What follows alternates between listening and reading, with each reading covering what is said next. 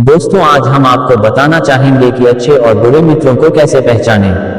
आपके सच्चे मित्र कैसे होते हैं। दोस्तों, मनुष्य के जीवन में मित्र को रिश्तेदारों से भी करीबी माना जाता है, और अगर मित्र ही आपका नुकसान पहुंचाने की मंशा रखता हो तो वो दुश्मन से भी ज्यादा खतरनाक हो जाता है। ऐसे में सच्चे मित्र की पहचान कैसे की जाए, इसे लेकर आचार्य चाणक्य ने अपने नीति ग्रंथ चाणक्य नीति में कई नीतियों का उल्लेख किया है।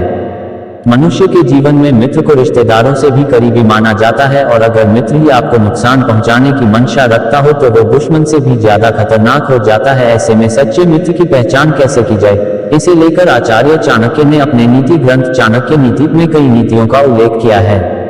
चाणक्य कहते हैं कि सामने से प्रशंसा और आपके पीछे बुराई करने वाले मित्र का भूलकर भी साथ नहीं देना चाहिए।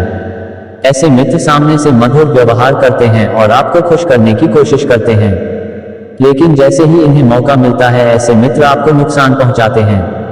ऐसे मित्र दुश्मन से भी ज्यादा खतरनाक होते हैं। हमें आंख बंद करके विश्वास नहीं करना चाहिए और न ही उसे अपनी गुप्त या राज की बातों को बताना चाहिए, क्योंकि जब आपके रिश्ते में खटास आती है तो ऐसे मित्र आपके राज का सबके सामने खुलासा कर सकते हैं। चाणक्य के मुताबिक दोस्त हमेशा अपने बराबर के लोगों को बनाना चाहिए। ऐसा नहीं करने पर रिश्तों के खराब होने की संभावना बढ़ जाती है। गरीब का कोई दोस्त नहीं होता, वहीं अमीर के आसपास दोस्तों की टोली होती है। ऐसी अवस्था में धनवान खुश रहता है कि उसके काफी दोस्त हैं, और उसके दोस्त इसलिए खुश होते हैं कि धनवान उनके काम में मदद करेगा। ऐसे लोगों की पहचान करके उनसे दूर रहना चाहिए। निस्वार्थ भाव से दुख के समय में जो व्यक्ति आपका साथ दे वही आपका सच्चा मित्र हो सकता है। अगर कोई मित्र संकट में, बीमारी में, दुश्मन के हमला करने पर, राज दरबार में और शमशान में आपके साथ खड़ा रहता है तो वो आपका सच्चा मित्र है। ऐसे ही समय में आप अपनी मित्रता को परख पाते हैं। विपरीत स्वभाव वाले लोगों में कभी भी मित्रता नहीं हो सकती।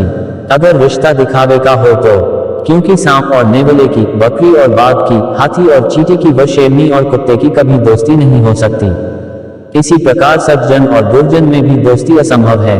संगत का असर मनुष्य पर ज्यादा होता है, फिर चाहे वो अच्छा हो या फिर बुरा। धीरे धीरे ही सही, लेकिन ज्यादा समय उनके साथ बिताने पर आपके दोस्तों वाले गुण आपके अंदर आने लगते हैं। इसलिए दोस्ती करते वक्त इस बात का ध्यान रखें कि आपके दोस्तों की संगत आपके अनुकूल हो। स्वार्थ के लिए हुई दोस्ती हमेशा दुश्मनी का कारण बनती है।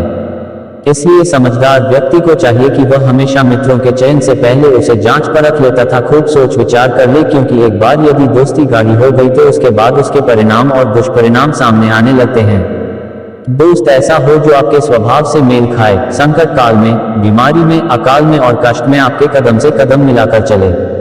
जैसे कृष्ण और सुदामा की, कृष्ण और अर्जुन की, विभीषण और राम की बताई जाती है। ऐसे में मित्र बनाते समय उसके गुण और दोष को जान लें। कोई भी रिश्ता भरोसे के बिना नहीं चल सकता। जहां भरोसा है वही सच और प्यार है। जो सच्चा दोस्त होगा वो आप पर पूरा भरोसा करेगा और आपका भरोसा कभी नहीं तोड़ेगा, और आपके भरोसे के लिए वह कुछ भी कर सकता है। जैसा कि आप सभी जानते हैं कि ऐसा दोस्त मिलना बहुत कठिन होता है, क्योंकि आजकल सभी अपनी लाइफ में बिजी हो गए हैं। इसलिए आपका जो भी दोस्त है उससे अपनी दोस्ती अच्छी तरह जरूर निभाए।